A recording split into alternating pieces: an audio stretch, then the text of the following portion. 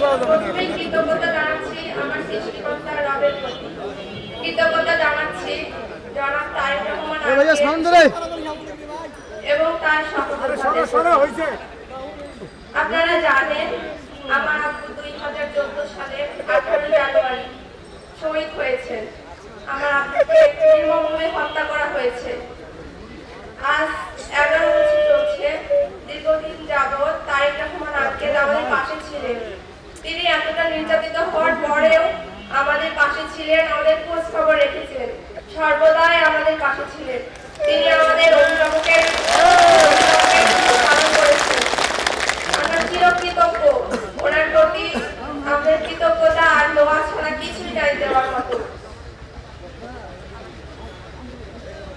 আপনারা তো জানেন 2014 সালে আমার আব্বুকে ওরা আওয়ামী লীগ সরকারের সন্ত্রাসীরা আমার আব্বুকে নির্মমভাবে হত্যা করছে। আমাদের কাছ থেকে চিরদিনের জন্য আমার বাবাকে কেড়ে নিচ্ছে। আমাদের বাবাটা বন্ধ করে দিয়েছে চিরদিনের জন্য। Someone asked me about my father. I can't control my emotions.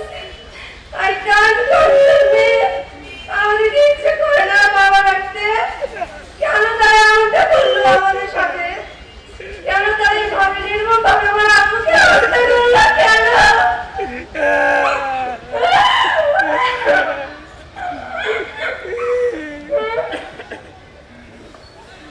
আমি আমার আব্বুর হত্যার বিচার চাই। পুরো দেশবাসীর কাছে আমার একটাই দাবি,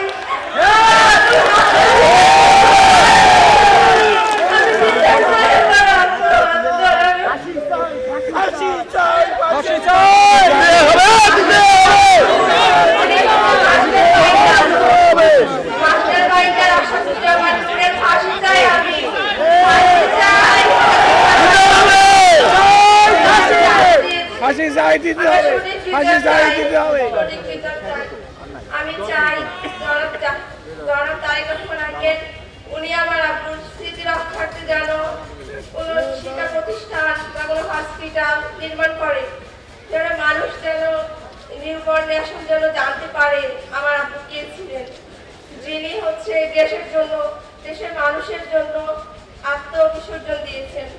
আমি চাই সারা জীবন আমার আব্বু মানুষের মাঝে স্মৃতি হয়ে থাকতে পারে, সারা জীবন চিরস্মরণীয় হয়ে থাকতে পারে। সবাই আমাদের জন্য দোয়া করবেন।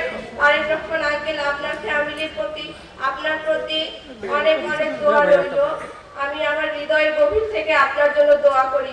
আপনি দেশে ফিরে আসুন আমাদের মাঝে, আমরা আপনাদের সাথে আছি। আপনারা আমাদের সবসময় খেয়াল রাখবেন, আমরা আপনাদের সবসময় পাশে থাকবো। আমরা সবাই মিলে নতুন একটা দেশ